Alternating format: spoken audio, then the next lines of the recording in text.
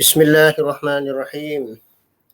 Sidang penonton di rumah, Assalamualaikum warahmatullahi wabarakatuh. Alhamdulillah, kita bersyukur kepada Allah Subhanahu wa taala yang mana dengan limpah dan karunia-Nya sekali lagi kita diketemukan dalam siri kuliah Khazanah Islam. Kali ini episod yang ke-13 dengan tajuk keajaiban minyak kelapa dara ataupun VCO, Virgin Coconut Oil. Mudah-mudahan kita semua dalam keadaan sihat walafiat dan dipelihara oleh Allah Subhanahu wa taala daripada segala penyakit, jangkitan, wabak dan sebagainya. Sidang jemaah rahimakumullah, sebelum kita mula masuk tajuk kita pada malam ini, marilah kita dengar satu peristiwa yang berlaku terhadap penduduk kampung di Mekah. Pada satu ketika, menurut seorang doktor di salah sebuah hospital kampung Mekah menceritakan mengapa hospitalnya di kampung itu sangat sepi tiba-tiba dan jarang sekali pesakit yang datang untuk merawat. Maka doktor ini terus membuat satu liputan. Selama 6 bulan, dia menanti-nanti pesakit yang tidak kunjung tiba. Akhirnya, beliau merasa hairan. Apakah orang-orang di kawasan pendalaman Mekah ini tidak pernah jatuh sakit? Maka beliau membuat satu usaha untuk mendekati penduduk-penduduk ini dan dia masuk ke dalam masjid untuk solat waktu beberapa ketika. Kemudian itu beliau bertanya dengan penduduk-penduduk di kampung itu mengapa sudah lama mereka tidak ada yang sakit dan datang merawat di hospitalnya. Maka salah satu daripada penduduk itu mengatakan, apabila kami jatuh sakit, kami terus berdoa dan bermunajat kepada Allah Subhanahu wa taala dengan muhasabah diri, apakah sebenarnya punca penyakit itu. Kemudian itu mereka akan solat 2 rakaat. Bermunajat, muhasabah dengan penuh insaf, agar datangnya cinta Allah kepada mereka dan memberi mereka sembuh. Kalau jika setelah salat 2 rakaat dan muhasabah diri dengan Allah Subhanahu wa taala, jika tidak sembuh juga, mereka akan lakukan ikhtiar yang ketiga. Mereka banyakkan sedekah. Mereka mengatakan ikhtiar kami banyakkan bersedekah dengan niat pahala, bertawassul dengan amal-amal soleh kami, sebagai jalan penyembuhan. insya-Allah Allah Subhanahu wa taala menyembuhkan penyakit kami. Jika itu telah kami lakukan dengan solat 2 rakaat, dengan melakukan sedekah, dengan muhasabah, namun Allah tidak juga menyembuhkan penyakit mereka, langkah yang keempat, mereka akan beristighfar, bertaubah. Kerana Nabi SAW berpesan bahawa sebenarnya penyakit itu adalah kafarah terhadap dosa-dosa yang telah dilakukan. Mudah-mudahan Allah mengampuni mereka dengan beristighfar dan taubah mereka. Setelah itu, jika masih ada saki-baki daripada sakit mereka ataupun mereka tidak pulih dengan sepenuhnya, mereka akan lakukan amalan mengambil habbatus sauda campur dengan madu asli, dan mereka bacakan pada habbatus sauda dan madu asli itu surah Al-Fatihah, ayat-ayat lazimah termasuklah 3 qul, dan mereka akan meruqyahkan pada air itu. Mudah-mudahan dengan izin Allah sembuh penyakit mereka. Setelah mereka lakukan ikhtiar yang kelima itu, namun masih ada saki-baki penyakit mereka itu, langkah yang keenam, mereka akan melakukan dengan mengambil ubat-ubat tradisional seperti herba. Mereka makan minyak zaitun, kurma ajwa, bawang putih ataupun bawang merah, rimpah-rimpah seperti bawang putih, bawang merah, halia, kunyit, dan begitu juga mencampurkan air hangat dengan madu dan lemon. Dan akhir sekali mereka mengambil air zam-zam, kerana Nabi SAW bersabda, ma'u zamzam lima syuribalah. Air zam-zam itu berdasarkan kepada niat seseorang itu ketika minum. Jika 6 ikhtiar itu telah dilakukan, kata penduduk kampung itu, jika kami tidak sembuh juga, kami akan ikhtiar berjumpa dengan seorang doktor pakar Muslim di daerah Mekah, ataupun kami pergi ke Jeddah untuk mencari doktor pakar yang lain. Jadi kerana kami yakin dengan apa yang disabdakan oleh Nabi SAW, di kulli da'in dawa, bagi setiap penyakit itu pasti ada obatnya. Fa idza usiba da'u dawa bari'a biiznillah. Apabila obat dan penyakit itu padan, pasti akan sembuh dengan izin Allah. Hadis riwayat Imam Bukhari dalam kitab Tib. Jadi itulah ikhtiar, 7 ikhtiar yang telah kami lakukan. Inilah penjelasan penduduk kampung itu kepada doktor perkampungan Mekah itu, maka dia sangat takjub dengan cara mereka mengatasi sakit ataupun apabila mereka ditimpa sesuatu musibah penyakit. Mudah-mudahan kita boleh lakukan 7 perkara itu. Muslimin muslimat sidang penonton dirahmati Allah, ketahuilah Allah Subhanahu wa taala berfirman, A'udzu billahi minasyaitonir rajim, di dalam surah Ar-Rahman, wal arda wada'aha lil anam. Dan begitu juga bumi ini diciptakan Allah Subhanahu wa taala dan dihamparkan untuk kehidupan manusia. Dan bumi itu Allah letakkan akan dia untuk kehidupan manusia. Dan bumi ini diciptakan agar berkhidmat kepada manusia. Daripada bumi yang terluas bentang ini terdapatlah padanya rumput-rumput, pokok-pokok, hutan belukar, akar-akar, buah-buahan, sayur-sayuran, gunung ganang dan sebagainya.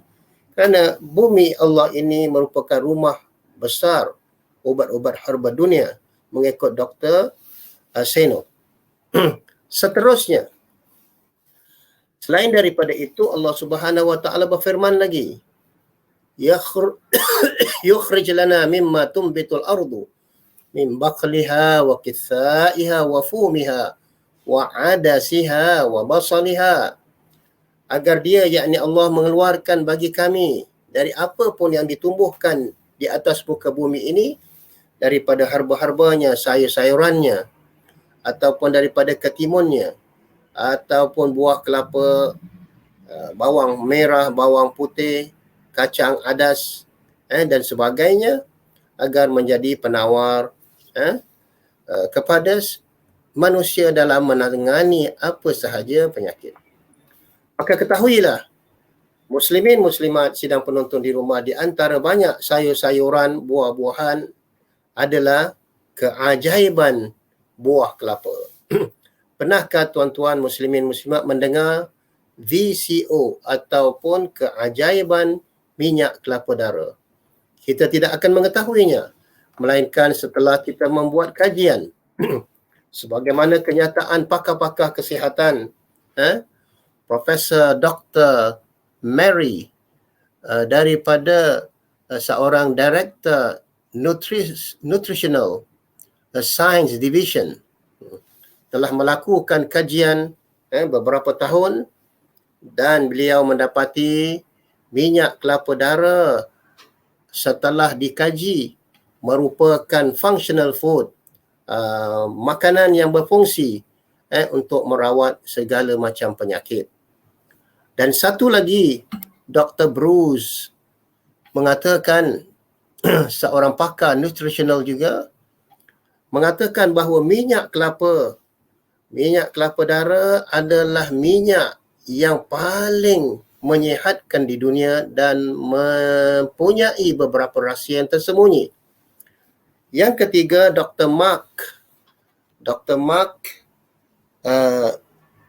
Atkinson mengatakan bahawa minyak kelapa dara mengandungi selawatan khasiat yang ajaib serta khazanah penyelidikan yang benar-benar berharga setelah mereka membuat kajian terhadap virgin coconut oil. Maka seterusnya ia dapat merawat berbagai macam penyakit. Nanti kita akan sama-sama mengikutinya.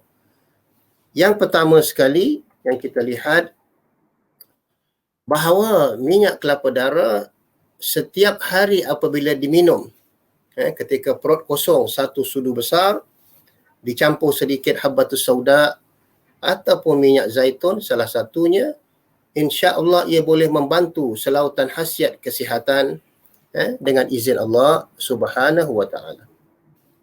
Di antara keajaiban minyak kelapa dara ataupun VCO, ia dapat melegakan pernafasan dan mencairkan dahak ataupun kahak serta membersihkan laluan pernafasan dan kerongkongan apabila diamalkan dan dikonsum dengan preskripsi yang betul. Yang kedua, minyak kelapa dara ataupun VCO dapat melawaskan pembuangan air besar dan menyelesaikan masalah sembelit ataupun kencing yang tidak lawas dan membuang toksin melalui saluran najis kita tadi.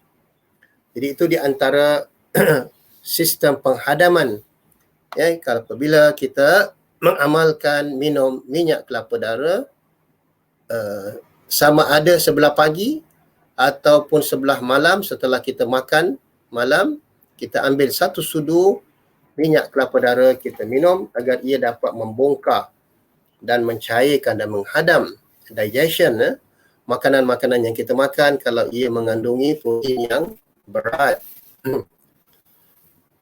Dan begitu juga dikatakan dalam sebuah kajian oleh Dr. Yusuf Al-Hajj, we have come to know recently that olive oil protects against the disease of modern age, such as heart attacks, and it delays hardening of the arteries.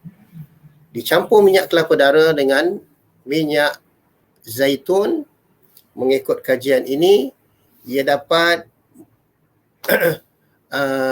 menahan ataupun melindungi terhadap penyakit pada zaman moden ini.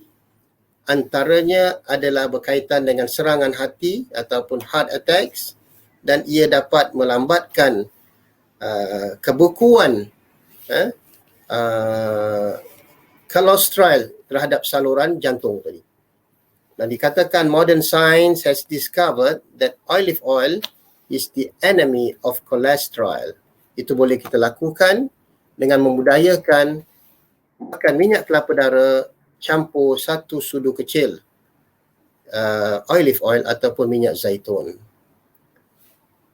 Sidang jemaah rahimakumullah, muslimin muslimat, ketahuilah bahawa secara umum keperluan karbohidrat setiap hari bagi seorang insan yang normal adalah antara 45 hingga 65% dari asupan kalori secara jumlah setiap hari.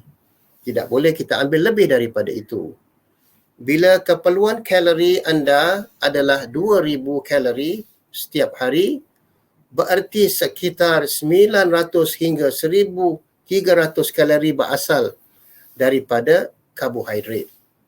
Maknanya makanan-makanan protein ataupun apa sahaja makanan yang mengandungi karbohidrat yang tinggi seperti nasi, keju dan sebagainya, ataupun makanan-makanan yang berminyak, sedangkan sisanya daripada protein dan lemak, yang mana kita lihat daripada 900 hingga 1300 kalori yang kita makan setiap hari.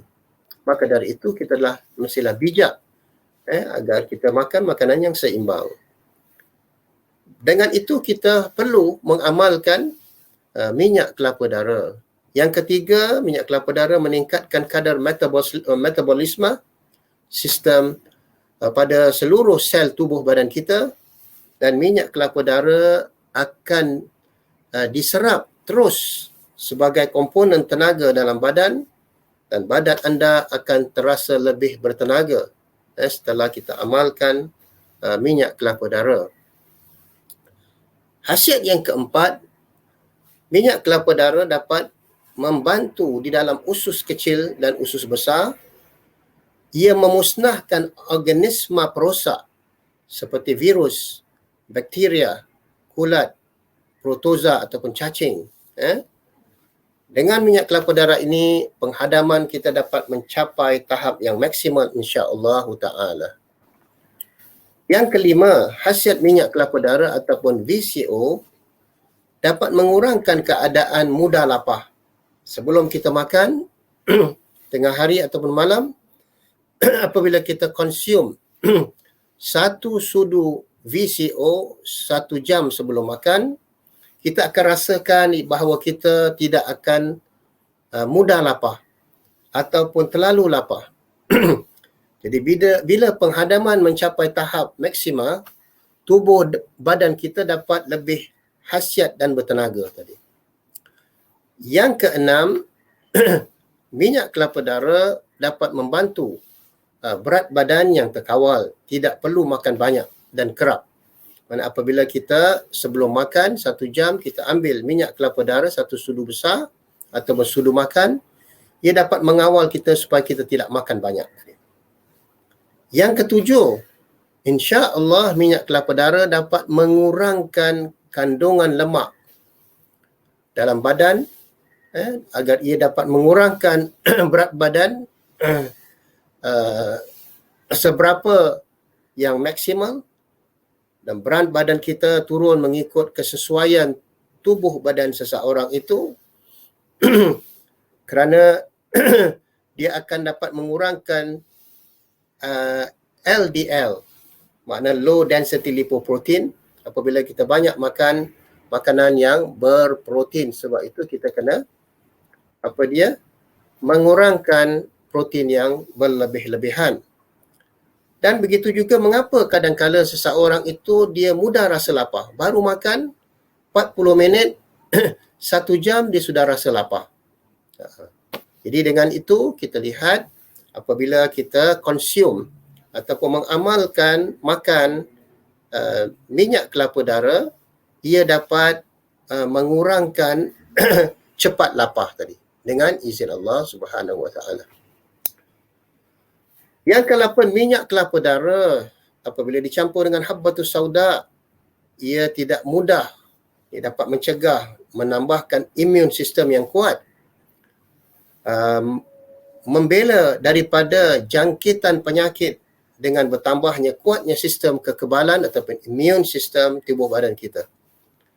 Maka dalam penularan COVID-19 ini kita perlu menguatkan daya kekebalan ataupun sistem kekebalan tubuh badan kita dengan membudayakan minyak kelapa darah dicampur sedikit 1 sudu kecil minyak habbatus sauda insya-Allah.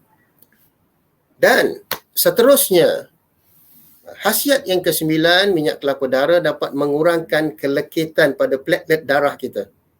Kadang-kadang kita punya darah ada mempunyai masalah sel darah putih. Jadi dengan kita mengambil minyak kelapa darah, ia dapat mengurangkan platelet ataupun kelekitan platelet kita adalah faktor penyumbang kepada pembentukan plak pada saluran darah ataupun dikatakan blood cancer. Wa'iyazbillah.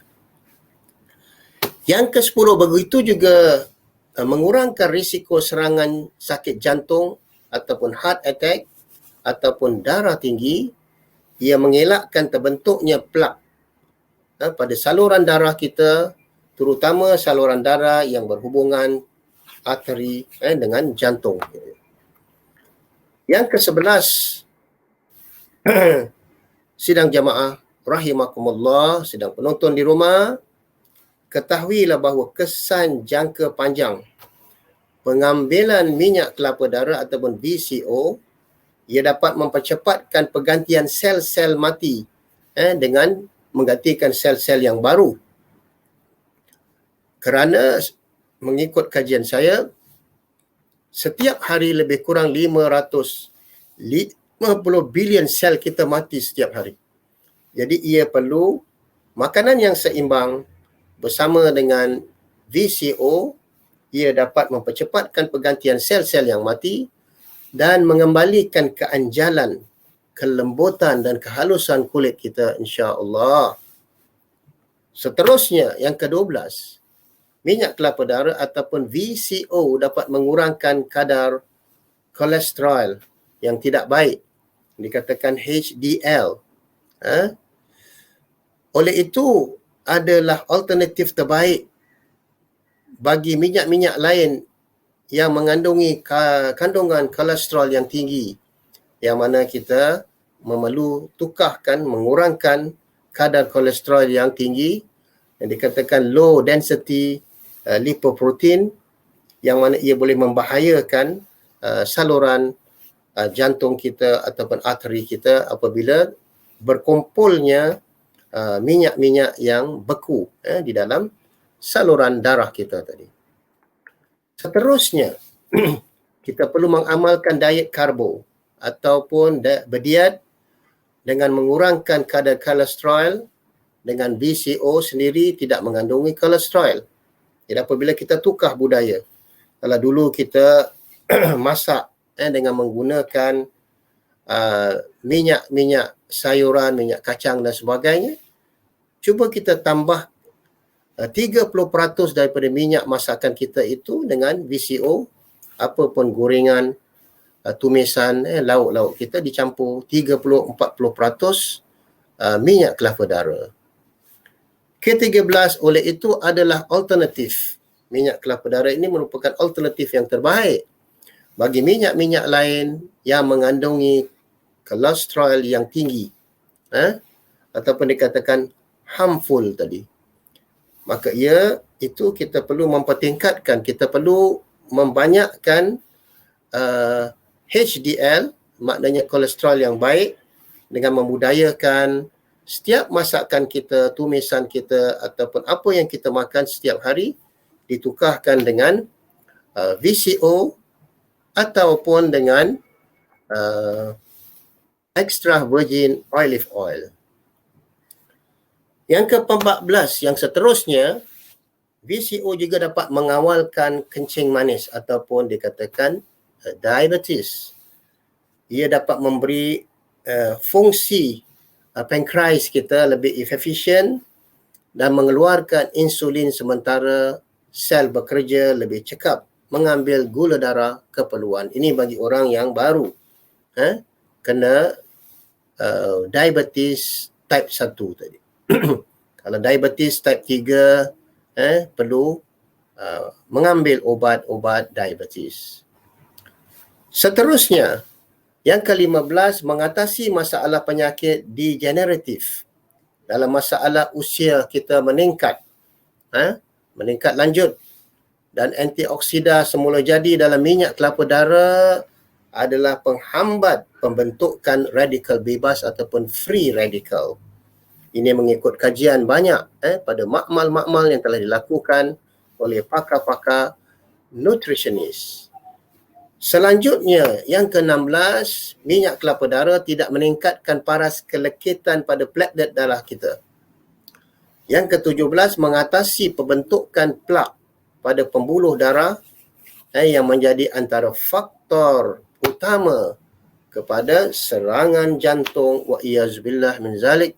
Semoga Allah memelihara kita. Yang ke-18, tubuh lebih tahan.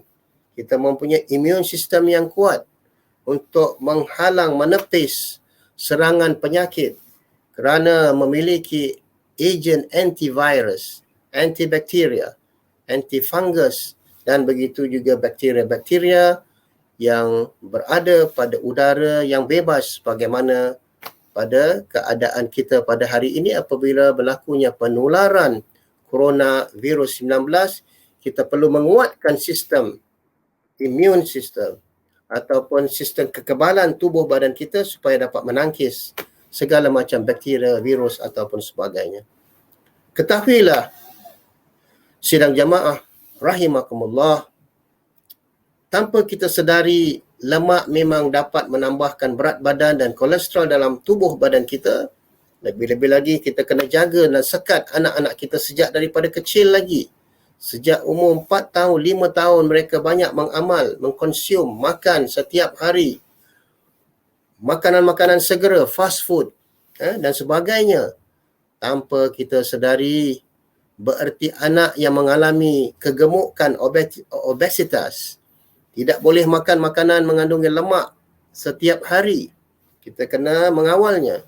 Anak-anak dengan kegemukan obesitas sekalipun tetap memerlukan asupan lemak demi tumbuh kembang asalkan lemak yang baik, yang dikatakan HDL.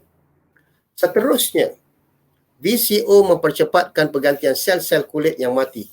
Kita tahu apabila umur kita semakin meningkat, 40, 50, 60, yakni sel-sel pada kulit kita mati. Dengan VCO ini ia dapat membantu menghidupkan kembali sel-sel yang baru. Selain daripada itu, minyak kelapa darah juga dapat melindungi kita daripada sinaran ultraviolet yang mana salah satu punca kanser kulit. Jadi apabila kita konsum VCO dan kita sapukan pada tubuh badan kita, dengan tambahan lagi kita mengambil wuduk dengan membaca basmalah, apabila kita keluar dari rumah, pancaran ultraviolet daripada matahari ini dapat melindungi tubuh badan kita. Seterusnya, ke-21 pertumbuhan rambut. Ada orang kalau umurnya meningkat ataupun hatta anak-anak muda, dia mengalami keguguran rambut. Jadi kalau kita amalkan menggunakan VCO pada rambut kita sejak daripada dahulu, orang-orang dahulu minyak rambut mereka adalah minyak kelapa, tapi mungkin ada bau. Sekarang ni sudah tidak ada bau kalau kita lihat, oleh kerana proses minyak kelapa darah pada hari ini adalah lebih baik. Jadi kalau dapat kita amalkan rambut, muka dan kulit kita dapat melindungi daripada berbagai macam penyakit, lebih-lebih lagi dikatakan tadi serangan pancaran ultraviolet. Seterusnya, ke-22, ia juga dapat membantu daripada gejala alahan ataupun alergi. Minyak kelapa darah bertindak sebagai ejen antihistamin. Dipanggil satu compound, a compound secreted tissue mast cells and other connective tissue cells stimulate. Jadi itu di antara khasiat untuk melindungi kulit kita daripada penyakit yang dipanggil antihistamin. Dan seterusnya, khasiat yang ke-23, VCO dapat bantu mengelakkan risiko sakit kanser. Minyak kelapa darah juga memusnahkan sembarang kehadiran organisma patogen dengan izin Allah, itu pun kalau kansernya baru tingkat yang pertama. Yang ke-24, dengan itu sel darah putih mampu bertindak secara maksimal dan memusnahkan sel-sel kanser. Ini kalau orang mengalami dia panggil blood cancer, kerana ia tidak terbeban menghadapi organisma patogen. Dan seterusnya, minyak kelapa darah juga yang ke-25, sel darah putih mampu bertindak secara maksimal memusnahkan sel kanser kerana ia tidak terbeban hadapi organisma patogen. Yang ke-26, VCO juga dapat membantu mengurangi mereka yang mengalami berdengkur ketika tidur malam kerana ia boleh mengganggu anggota keluarga yang lain. Jadi dengan kita mengamalkan setiap pagi satu sudu makan minyak kelapa darah dan sebelum tidur 40 minit, 1 jam kita juga mengamalkan mengambil satu sudu makan minyak kelapa darah dan kita minum air panas ataupun air suam yang mana ia dapat melegakan anak tekak dan kembali anjal ataupun dia panggil elastik hasil kewujudan sel-sel baru dalam kerongkongan kita dan tubuh badan kita dan paru-paru kita. Maka seterusnya, apakah khasiat setiap hari kita minum VCO? Jadi pastikan apabila kita nak beli VCO ni, dia ada 3-4 jenis. Ada untuk kecantikan, itu tidak boleh kita minum.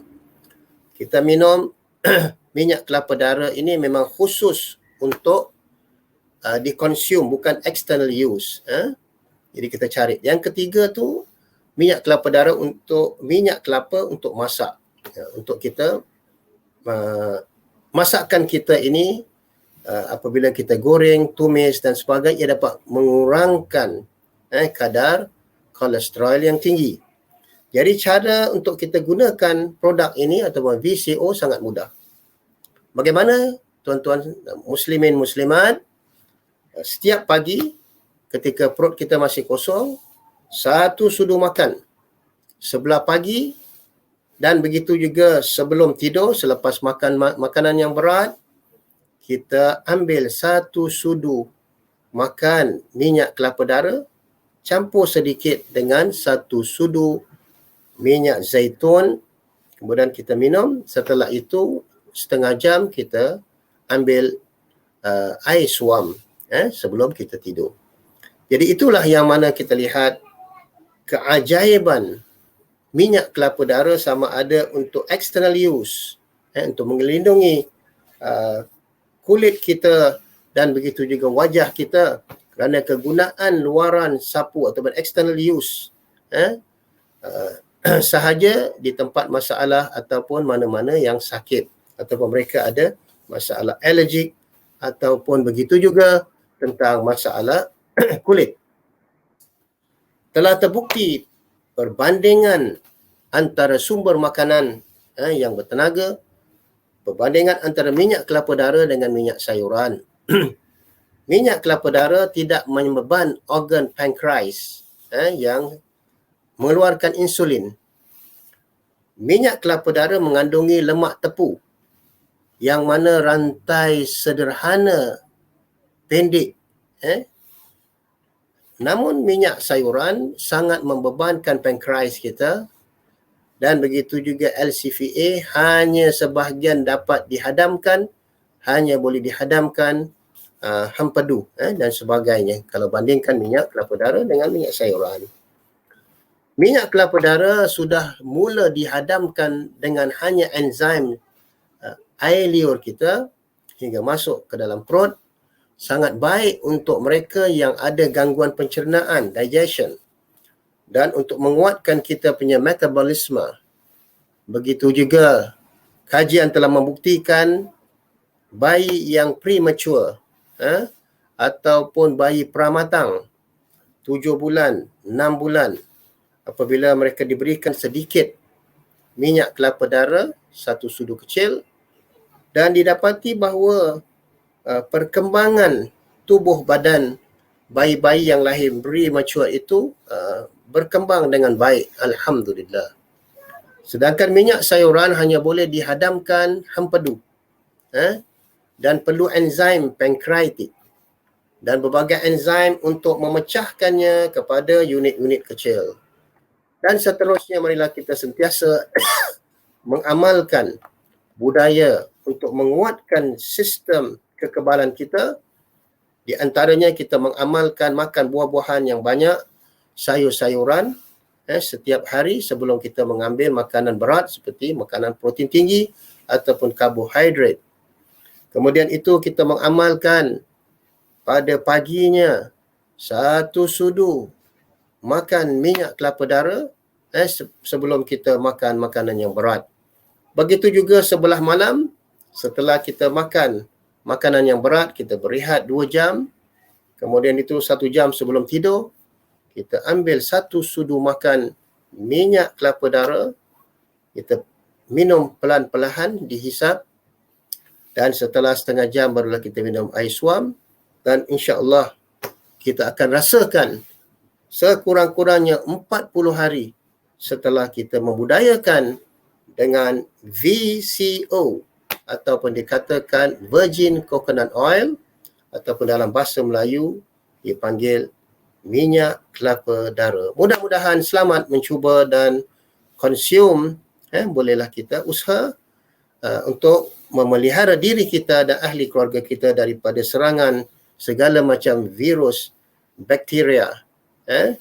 Dalam musim keadaan kita pada hari ini, kita diuji oleh Allah SWT dengan ujian coronavirus 19. Itu menunjukkan wujudnya cinta Allah kepada kita, agar kita kembali insaf, kita muhasabah, kita jauhkan diri kita daripada kesombongan, kehebatan diri kita, kekuatan dan sebagainya, dan kita kembali kepada Allah Subhanahu Wa Taala. Allah hanya menguji kita satu kuman yang tidak dapat dilihat dengan mata kasar, tapi akibatnya sangatlah membahaya. Mudah-mudahan kita mengamalkan doa Bismillahirrahmanirrahim. Bismillahilladzi la yadurru ma'asmihi syai'un fil ardi wala fis sama' wa huwas samiul alim. Na'udzu bikalimatillahi tammati min syarri ma khalaq. Allahumma salli ala Muhammadin wa ala ali Muhammad. A'udzu billahi minasyaitonir rajim. Wal 'asri innal insana lafi khusr illa alladhina amanu wa 'amilus shalihat wa tawasaw bil haqq wa tawasaw bis sabr.